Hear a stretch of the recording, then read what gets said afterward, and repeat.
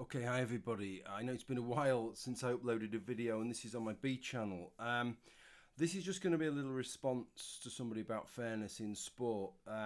It's a response to a particular person, but I thought other people might be interested in it, so I've said it public, but it's not like a pledged video or anything.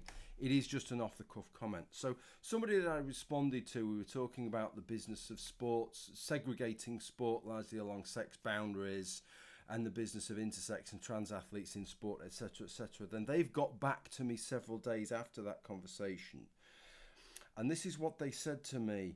Hey, I am in the process of doing the roadmap for my write-up.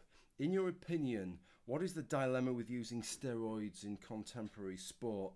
This is to say, if you're number one and you use steroids to further cement yourself as the greatest, or to become number one with a small margin of victory, what is the actual injustice? Again, I figured the point of sport was always to see competition between similarly capable parties. Okay, so let me try and answer that as succinctly as I can. And it's a difficult question in as much as there's a lot of talk about fairness in sport, and I see a lot of crap talked about fairness in sport. There's also a lot of hypocrisy when it comes to performance enhancing drugs in sport. You can have sports where people quite blatantly cheat. Association football is a sport where people blatantly cheat nearly all of the time, and it's seen as sort of part and parcel of the game, and yet people get very huffy, puffy and moralistic when it comes to performance enhancing drugs, even though performance enhancing drugs have a much lesser effect on that sport, I am sure, than diving in the penalty area and claiming a penalty that you were not due, right, which could alter the outcome of the entire league that you've played in, entire year's football, just in one go there. And I believe in a sport like that, performance-enhancing drugs aren't making that much of a difference. But the hypocrisy of human beings is neither here nor there with regard to this. But there's lots of misconceptions, I think, about fairness in sport, and people will tell you things like it's not fair for a female athlete to compete against a male athlete, or for a child to compete against an adult. That is a fundamental misconception, I think. There is nothing unfair about that. And this gets to the crux of what is fair and what isn't. And maybe you could say there are two sorts of categories of what is unfair in sport. One is something that maybe overarches our systems of rules and boundaries within sport, but then most aspects of fairness lie within them. And probably the only thing that overarches those rules and boundaries is that you need to stick to the rules and boundaries, right? That's the only sort of meta, upper level thing that you could say, the sort of sporting bedrock in terms of fairness. Everything else lies within the rules that you set. And this is the thing that people don't understand. So there is actually nothing wrong with a female and male athlete competing together. But if you're competing against a category that is designed to ring fence female athletes from those who've had male pubertal development, then it becomes unfair. If you are a 16-year-old wonderful athlete competing with adults, there's nothing unfair about that. But if you're a 25-year-old competing in an under-18s category, then it becomes unfair, because you are competing in a category, a segregated category that was designed to ring fence people like you away. Now, when it comes to what's been talked about here, which is this idea of steroids, and this person says, if you're number one and use steroids to further cement yourself as the greatest, or to become number one with a small margin of victory, what is the actual injustice? Again, I figured the point of sport was always to see competition between similarly capable parties. Again, I think that's another misunderstanding, this idea that sport's all about making everybody as similar as they can be. I mentioned this before in an example that I've given a couple of times now.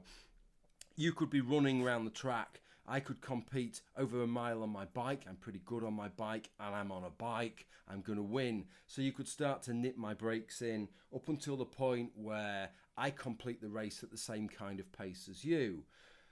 The problem is that isn't a meaningful category. People running versus people on bikes whose brakes are nipped up to take away the advantage of them being on a bike isn't a meaningful category in the same way as everybody running is a meaningful category. An over 80s category has meaning to us in a way that an over 80s category versus over 80s, under 14s, and people in their peak wearing weighted vests to make them slower.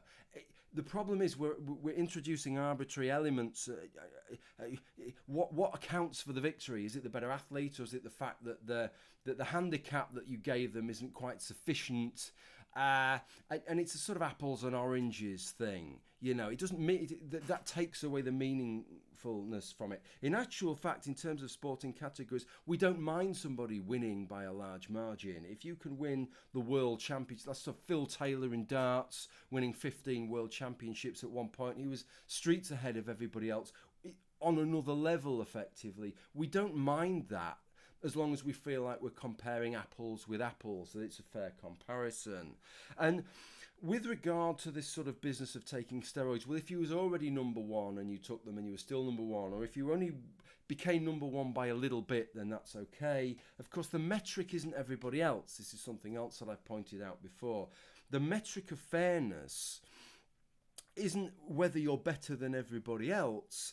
It's whether the thing that you have done has made you better than you would have been had you not done it, given that that thing is proscribed by the rules. And this is where we get into this other thing. I talked about at that sort of higher level, maybe the only thing that is ultimately unfair is doing things which are against the rules, but then we have to look at the rules. So is using a motor unfair? Well, it is if you're in a bicycle race, but it isn't if you're in a motorcycle race. It isn't if you're a Formula One driver, but it is if you're a marathon runner. And this is the crux, really, is that we set rules and then we regard things as unfair when they contravene those rules. If it's a running race, what are we looking to see? What are we looking to achieve? We're looking to achieve a race where everybody's perambulating themselves forwards under their own steam, not using any mechanical aids. And so then if you use a motor, that is deemed unfair. Whereas if you're a Formula One driver, then you can use a motor. In fact, it's kind of quite a good thing. It's something I would suggest you do if you're a Formula One driver. Trying to go down the track like Fred Flintstone probably isn't going to work very well there. So it's all the rules. What happens is we set the rules and then it is within the rules. Now, the thing with steroids is there was a time in the past, and bear in mind when we're talking about these things, there was a time a long, long time ago, the ancient Greeks apparently regarded training as unfair. Right. There are some situations, if you're competing with a friend and you say, do you know what, let's have a boxing match in a month, right? Let's have a sort of amateur boxing match. But we're not allowed, right, fair's fair, right, we're not going to get too serious about this, right, we're not allowed to take boxing training. We can get ourselves fit for it, but no actual boxing training. If you then get to the boxing match and you find your friend has been taking boxing training from an ex-professional boxer for the past couple of weeks, I think you would regard that as unfair. Now, training isn't usually regarded as unfair in boxing, but it would be unfair in that context. The ancient Greeks regarded training and practicing as unfair because they wanted to see your natural ability, and if you trained, that was kind of cheating. That's not your natural ability anymore, as they regarded it. There is an element of arbitrariness to this. There is an element of arbitrariness to saying that steroids, to saying that EPO, to say that all these performance-enhancing drugs are unfair, and we need to be aware of that. There's not something intrinsically unfair about it. There was a time sort of cycling in, I suppose, the 1950s, 60s, something like that. Bodybuilding talked about it openly. Some other sports talked about it openly, where people would say, I'm taking steroids, or I'm taking this, I'm taking that to improve my performance, because they weren't against the rules. And there wasn't the social opprobrium to taking those things at the time. But then the reason that we allow people to train, the reason that we allow them to consume protein shakes, the reason we allow them to train at altitude, the reason we allow them to do numerous things but don't take most of these performance-enhancing drugs is because with most of these performance-enhancing drugs, what we don't want is a kind of arms race that is physically very deleterious, where effectively you've got to put your health on the line, whether it's taking ever-increasing amounts of anabolic androgenic drugs, or whether it's taking drugs like EPO, which thicken your blood, make your blood more sticky, so then when you're dehydrated, there's a chance that you can just drop dead at the side of the road, of the cycle race, of the marathon, or what have you, right? We don't want to go down that track, effectively, I think, because of the health risks, and because quite arbitrarily in our minds, perhaps we regard them as making the sport less meaningful, right? Which is a value judgment that we make. And so those are the reasons why anabolic steroids are regarded as unfair. They're not sort of intrinsically unfair in some objective sense. We have decided we don't want them in sport. They are against the rules. If you take them, you are breaking the rules. Ergo, it is unfair. If we allowed everybody to take them, then that would not be unfair.